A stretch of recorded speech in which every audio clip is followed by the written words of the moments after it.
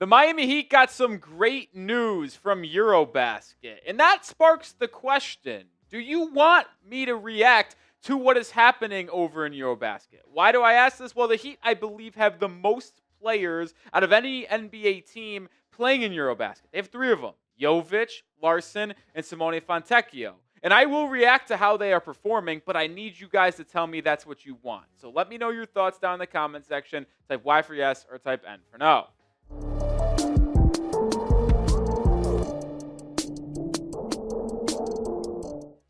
Welcome into the Heat Report by Chat Sports. I am your host, Nic Rohloff, and both Nikola Jovic and Pelle Larsson made their Eurobasket debuts. And I'm not talking exhibitions anymore, folks. I'm talking real group stage play. Jovic and Larsson both played phenomenally in their openers. And we'll start by talking about the fourth-year big/wing Nikola Jovic, who made his presence known against Estonia. He played in just 16 minutes, but put up an efficient 18 points, 6 assists, and 4 rebounds while shooting 75% from the field and 75% from beyond the arc. It was a masterclass from Jovic. And simply put, he was the best player on the floor for Serbia. Nikola Jokic did not play as much as he usually would because Jovic and them boys had everything covered. A plus 36. He led them to a dominant victory where he did not even appear in the fourth quarter because Serbia was up by so much. And I am not going to try to overreact here to Nikola Jovic's performances in Serbia to this point. But when you look at what he has been doing in the exhibitions against teams like Slovenia and Luka Doncic, Giannis Antetokounmpo in Greece, he is playing at such a better level than what we saw him doing in the NBA. And I get it. It's not as big of a competition and there's lesser players being played. But to me, he is just moving differently. And there are a lot of things that I look at and like from Jovic. Number one is his confidence. Everything that he does on the floor, it looks like he does it with the full belief that he is better than his opponent at everything he does, whether it is just simply making a pass, simply making a drive to the basket, hitting a shot from beyond the arc. I love what I've seen from his mental psyche early in Eurobasket. And that leads to my aggressiveness. He is feeding off of Nikola Jokic very well. He is making the right cuts at the right times to find himself at the rim for easy baskets, grabbing the rebound defensively and leading the break in transition, not hesitating on a catch-and-shoot opportunity from beyond the arc where he is shooting, I believe,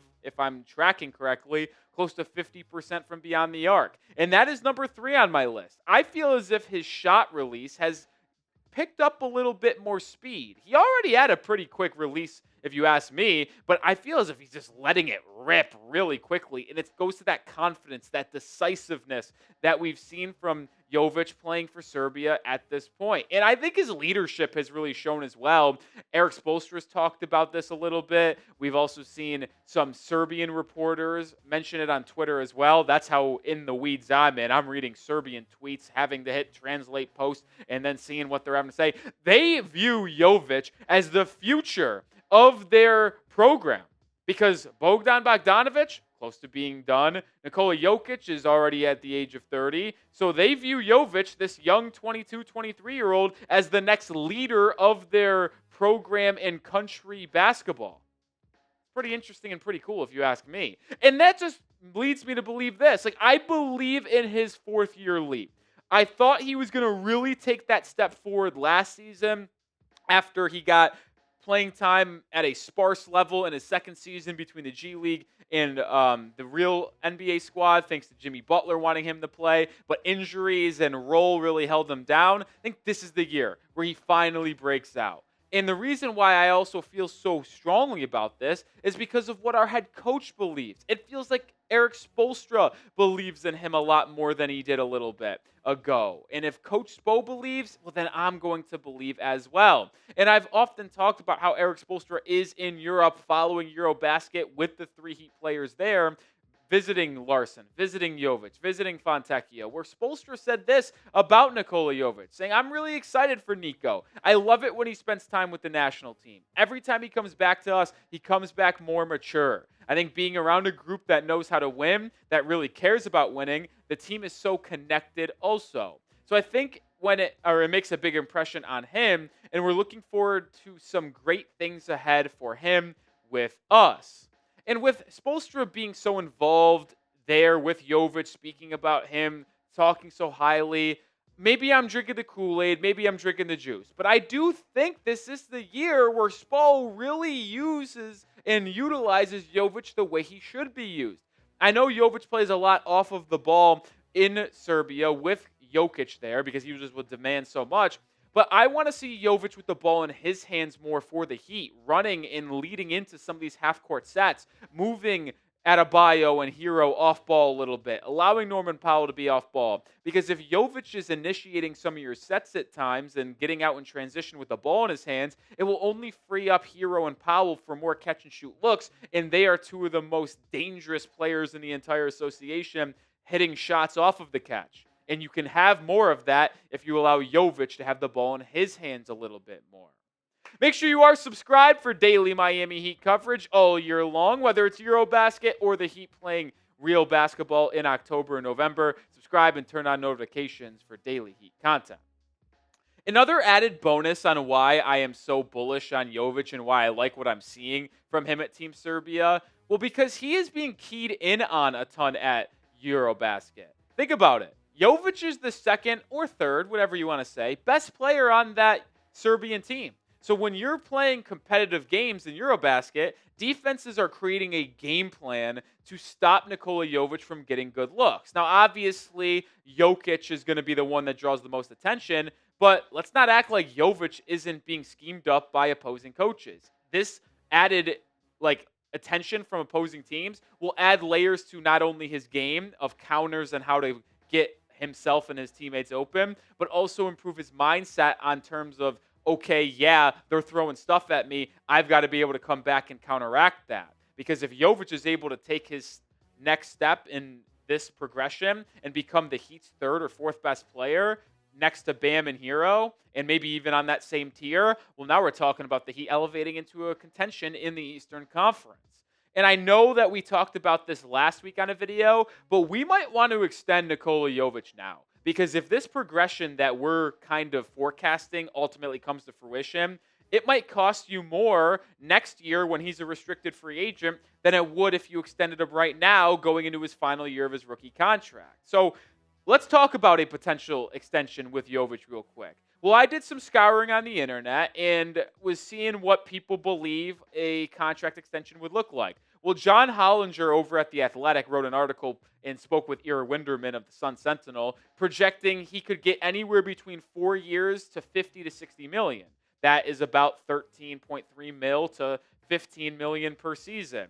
Bleacher Report in an article projected Nikola Jovic to get a contract worth 13 mil per year, didn't specify the length, but the point remains that he could get anywhere probably between 13 and 15, 16 million dollars per season. And this is what I said last week on a video, and I will stand true to this. I would ink Nikola Jovic to a 3-year, $45 million extension right now.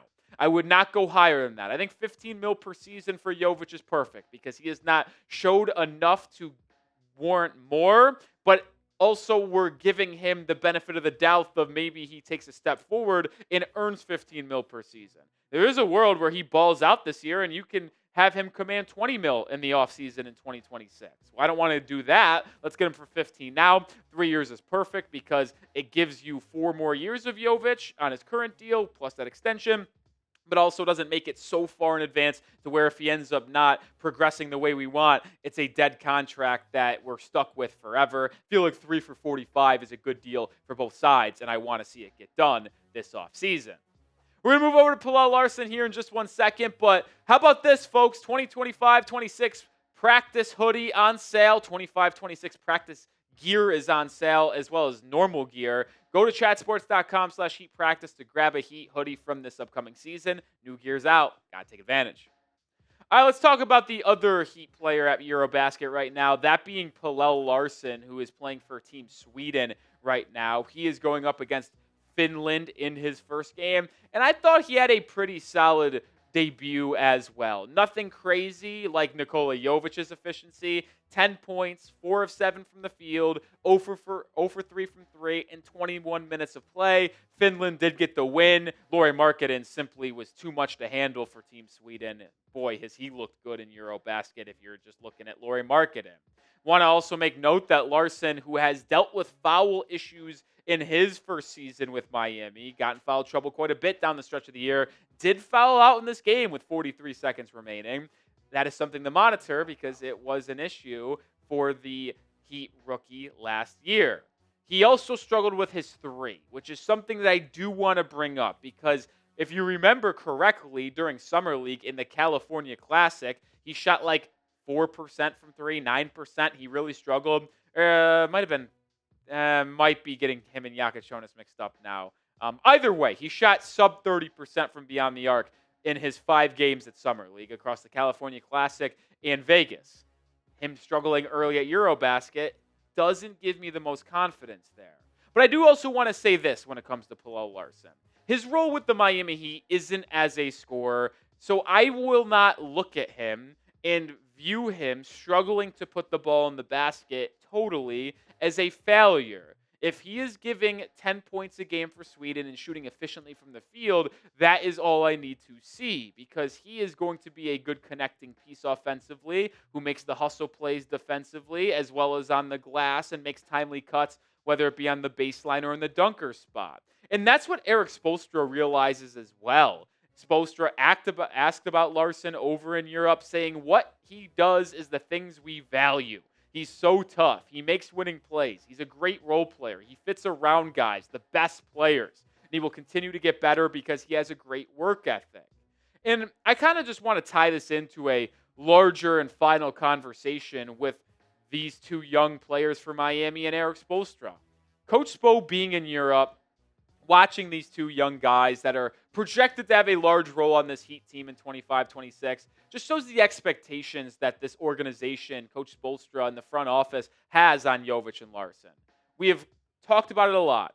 If the Miami Heat are not going to make a blockbuster trade, they bring in a third superstar type of guy to lead Bam and Hero and lead this Heat organization, you're going to need one or two of your young guys to take a step forward closer to all-star level range. We've talked a lot about Ware. We've talked a lot about Jovic, but maybe a Larsson can be a guy like that. Do I think he could be an all-star? Probably not, but he can be a high-level role player for the Miami Heat for sure.